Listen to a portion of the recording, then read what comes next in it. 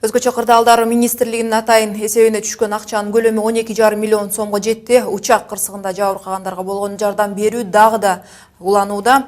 Бул арада Чүй облусунун Дача суу айылына кулаган Боинг 747-400 учагындагы жүктү иликтөө боюнча убактылуу депутаттык комиссия түзүлдү. Аны 3 фракция демилгеледи. Ал эми авиа кырсыктын себептерин иликтеп, кара кутун чечмелөө иштерин мамлекеттер аралык авиациялык комитеттин адистери жүргүзөт. Депутаттык комиссия учактагы жүктүн кимге таандык болгонун иликтейт. Бул маалда оппозициячыл көз караштагы саясатчылар президенттин эл алдына чыгып көңүл айтпаганын сындаган соң учактын ичиндеги жүк тууралуу өкмөт жаап жашырууда деген да дооматтарды коюшту. Мындай маалыматтардын канчалык чындыгы бар жана жөнү бар? Саясаттануучу Кубан Чороев бул туурасында оюн айтып берет. Кубан мырза, куш келипсиз. Кырсык болгондон бери кеп учактагы жүк тууралуу болуп баштады.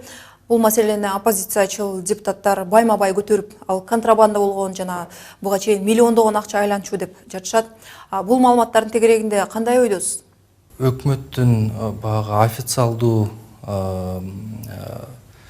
документтер менен айтылган баягы жыйынтыктары белгисиз болгондуктан албетте коомчулукта ушундай бүдөмүк пикирлер жаралып атат да. Ошондуктан мен ойлойм, анткен себеби көптөгөн факторлор ушундай бүдөмүк ой пикирлерди айтканга түрткү болуп атат да.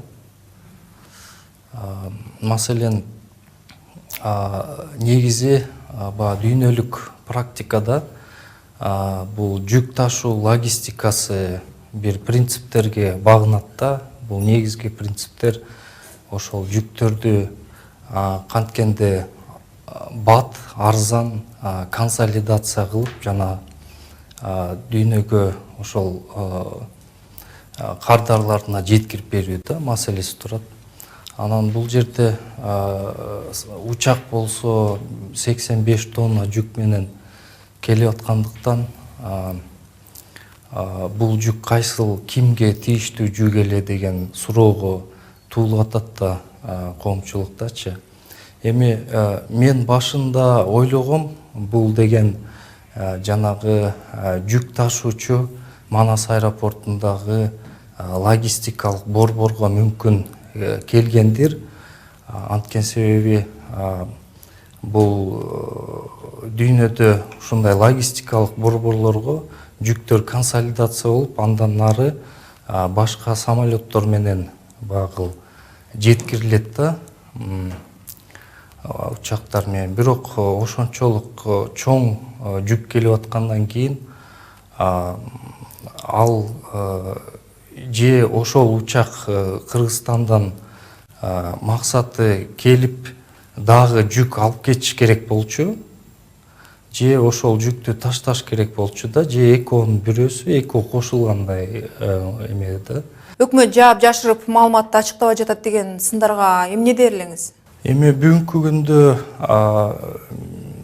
ошол Манас аэропортунун жетекчилиги эле бир маалымат берди, кыска маалымат. Бул багы техникалык конуу болгон деген эле маалыматты берди да. Андан аркы маалыматтар эми ал жерде жүк кимдики болгон, кимге кимдин ээси ким болгон деген суроолор туулат. Бирок ошол мен ойлойм да, ошол суроолорго жооп бериш үчүн дагы убакыт керек го депчи. Анткени бул багыл жүк ташуучу компания дагы келишимдерди түзгөндө кандайдыр бир конфиденциалдыкты сактоого милдеттенмелерди алат. Анан ошондуктан ошол процедураларды тагыраак маалымат алыш үчүн кыска убакытта информация алуу кыйынга туура келип калат да. Кубан мырза, буга чейин президенттин дарегине да сын айткандар чыкканы маалым, бирок өлкө башчысынын командасы кырсык болгондон берки Алмазбек Атамбаевдин тапшырмаларын эске салып, президент да кур кол отурбай жатканын айтты. Буга сиздин пикириңиз кандай? Эми ар бир мамлекетте ошол мамлекет башчылары ушундай трагедияларга ар кандай реакция кылат. Анан албетте коомчулуктагы өз ой пикирлерин айтканга укугу бар да. Эми ошол эле учурда багыл президент өзүнүн конституцияда бекитилген укуктарынан пайдаланып багыл ошол иш чараларга өкмөттүн жасап жаткан иштерине көзөмөл жүргүзүп жаткан деле маалымат каражаттар берилип атат тийиштүү түрдө.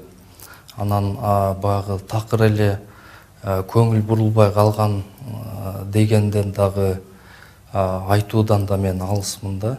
Ар бир лидердин өзүнүн багыл башкаруу стили бар, ошол ар бир нерсеге реакция кылуунун дагы